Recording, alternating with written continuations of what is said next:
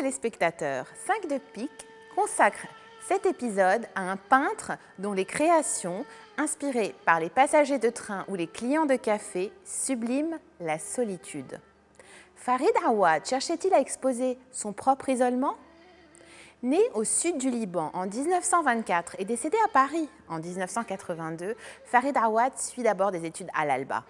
Il parfait sa formation à l'École nationale supérieure des beaux-arts à Paris. Il travaille dans les studios du fauviste Othon Friese et du cubiste André Lotte. Awad revient à Beyrouth au début des années 50.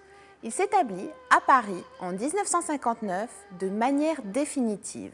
Il expose au Liban, en France, en Allemagne, en Italie.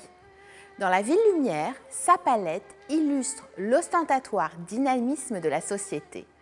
Dans un état de misère physique et financier, Farid Awad révèle souvent dans ses toiles un sentiment de privation qui ponctue toute sa vie.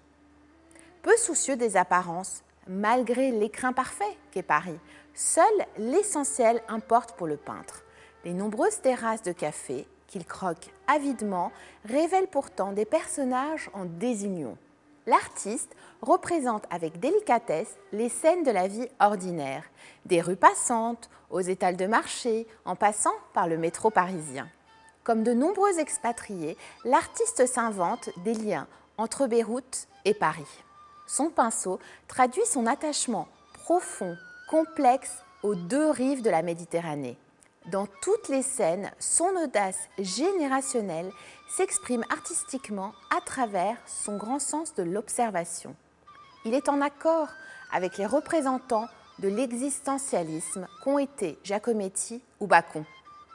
Comme eux, Farid Awad veut montrer le plus ouvertement possible la réalité de la condition humaine.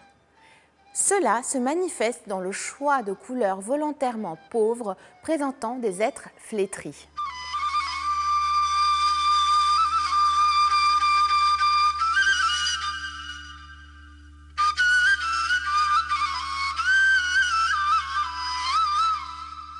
Mais 5 de pique inverse cette tendance et décrypte pour vous Opéra Garnier Paris, une huile sur toile exécutée par Farid Awad en 1965. En 2016, la maison Bowmans organisait à Londres une importante vente aux enchères consacrée à l'art libanais et moyen-oriental dont nous vous avions parlé dans un épisode précédent consacré à Khalil Gibran. Parmi les œuvres libanaises, l'Opéra Garnier a justement trouvé acquéreur pour 108 000 $. Représentant la célèbre institution parisienne, affichant complet ce soir-là, cette proposition fantastique de la vie sociale française complètement folle est dépeinte avec indulgence. Pour autant, notre homme s'était-il réconcilié avec ses démons? Étonnamment lumineuse, l'œuvre fait apparaître, fait rare, quelques visages de spectateurs. Les toilettes des membres de la bourgeoisie sont luxueuses et chatoyantes. La coloration dévoile une palette variant des tons pâles à acidulés. La couleur blanche anime la scène. Elle s'incorpore aux autres en assurant un certain cachet romantique. L'exagération de la composition impressionniste justifie la composition de forme afin d'accentuer l'effet hautement expressif. Si le sujet pictural n'est pas inédit, Farid Awad s'illustre en plaçant l'auditoire au centre du tableau. La performance sur scène est secondaire. Les planches ne représentent qu'un quart de l'espace. Le sujet existentiel prend du recul face au spectacle qui lui est proposé. Le musée Sursock rend un hommage à Farid Awad l'année de sa disparition. Beaucoup de ses œuvres ont été vendues aux enchères pour des prix records, notamment à Christie's Dubaï.